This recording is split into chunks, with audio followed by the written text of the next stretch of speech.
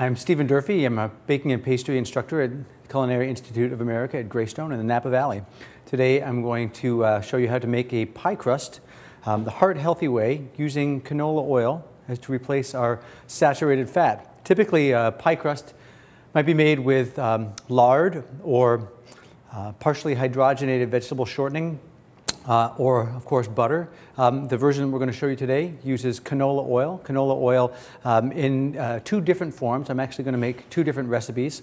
One will include almonds and use a frozen version of canola oil that I put in the freezer about 2 hours ago. It's in a solid form now, and we'll try to replicate the way that we mix shortening or butter into a pie crust, where we can have the fat stay in discrete small pieces and achieve a flaky product in the end. And then for those of you who are perhaps daunted by the idea of rolling out a pie crust, we're also going to include a version that can be merely pressed into the pan. It's easy, it's healthful, and it's delicious. So let's get started.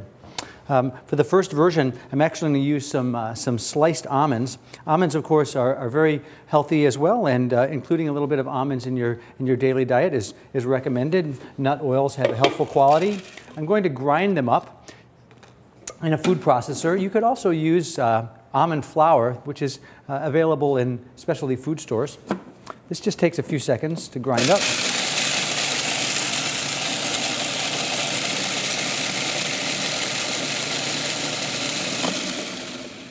We want the almonds to be in small pieces, but we want to avoid over blending the almonds, or some of their natural oil could come out and they could become pasty. I'm just going to take it a little bit further. While the almonds are blending, let's go through the rest of our ingredients here. I have some regular all-purpose flour, a little bit of baking powder, which will help make the dough a little bit lighter in texture, some salt for flavoring. I have my canola oil, which is still in the freezer, some milk, a little bit of vinegar. Vinegar is occasionally added to pie crust doughs. It helps to keep the dough white and prevent oxidation, and it also helps to relax the gluten, which makes it easier to roll a pie crust. And then some egg and a little bit of water. Let's blend in the rest of our dry ingredients. In goes the flour. I have to say, it's really handy to be able to make pie crust in a food processor. And if you have made pie crust before, you know that one of the issues that we face generally is having your doughs become tough. And toughness from dough is a direct correlation to what we call gluten in a pie crust or in a dough. Gluten is formed when we take flour, wheat flour, and add some water to it or any other form of moisture, and then mix it up, whether it's by kneading or whipping or agitating in one form or another. The way that you prevent gluten formation is to handle your dough minimally, and also through the introduction of fat, because fat will surround the protein structure of the dough, of the flour, and will help to keep the texture a little bit lighter, what we call shorter. So instead of having a pie crust that is going to perhaps be a little bit tough and maybe shrink when you put it into the oven, this one actually stays nice. The texture is still flaky, a little bit crumbly, and it doesn't shrink or lose its shape when you press it into the pan and make a nice fluted border.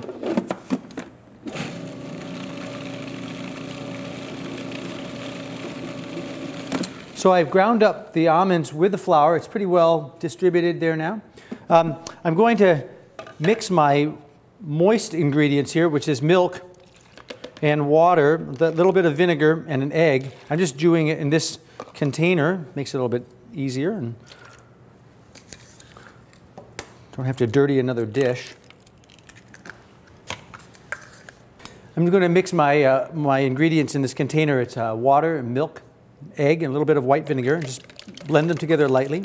I just want to have this ready because the idea here with this particular recipe is we took the canola oil and put it in the freezer so that it's going to remain in small pieces, when we blend it in with the flour, instead of being absorbed by the flour, we hope that it'll be broken up into tiny little pieces. Traditionally with butter or lard or shortening, those pieces would be responsible for giving a pie crust its flaky quality. Of course, they also then load it up with saturated fats or even trans fats. So by replacing that other fat with canola oil, we can have a pie crust that's going to be much healthier in the end. Okay, I'm going to add the oil into the machine now. You can see it's in some chunk pieces here as opposed to being too liquid. We'll blend this very quickly.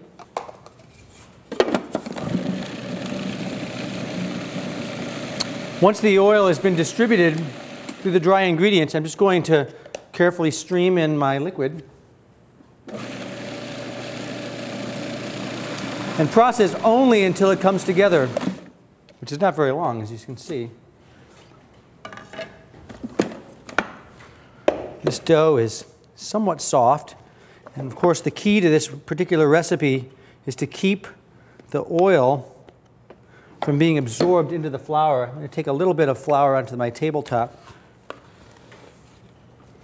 See, the dough is nice and moist. It's going to be really easy to roll this dough out. I did discover that it's best to actually work with the dough right away. A lot of the times with pie crust, we're going to slow down the process by putting it into the refrigerator and allowing it to rest for a while, allow the dough to absorb some of its moisture. If we were to do that with this particular dough, the oil will melt out, and so it won't give us as nice of a texture. So I'm going to cut it in half. We're going to make two crusts out of this. So I could either make two single crust pies, or I could make one pie with a double crust, maybe a fruit pie of some sort. In order to roll it out, you want to have a wooden surface, or I have a nice cool marble here. You still may need a little bit of flour on the table to prevent the dough from sticking. Try not to use too much flour. You don't want to absorb too much more flour into the dough, or it can make it a little bit tough when we're done.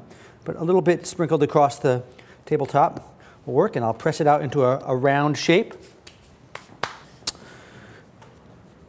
It's a very soft dough. It's easily rolled. And as always with any dough, if you find that it's starting to stick because it's getting too warm, you can stop and stick it in the fridge for a few minutes. I'm trying to keep it from sticking to the table. It rolls out very easily. If you have difficulty rolling dough, one of the tricks that I teach students at the culinary school is to keep turning it, roll from the middle to the outside, and then keep turning the dough. That way you'll notice if it's stuck a little bit.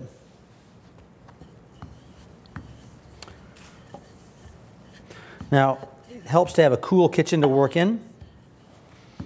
As I said, if your dough is starting to soften up, you can stop and just put it in the refrigerator. All right, well, that's big enough to fit into a pan. So I'm going to roll it back onto my rolling pin. Pull it up off the table. This way I can see if it's stuck at all. And we're going to lay it right out into our pan. Perfect. Gently lift up the edges.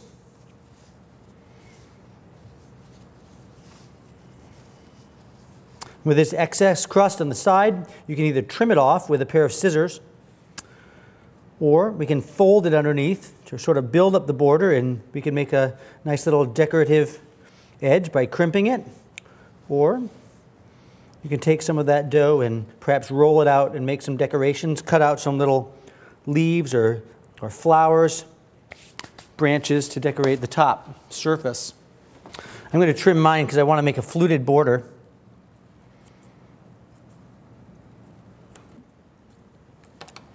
There we go. I've trimmed the edges fairly evenly. I'm going to tuck that underneath. This crust also holds very well after it's baked, and it doesn't stale very easily. So you can keep it for a few days. Still have great flavor. Nice texture too.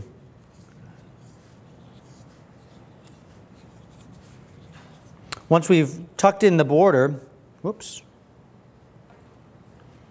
I'll go and sort of mold it to fit the pan. Again, I'm trying to be delicate handling so that I don't develop too much elasticity in my dough.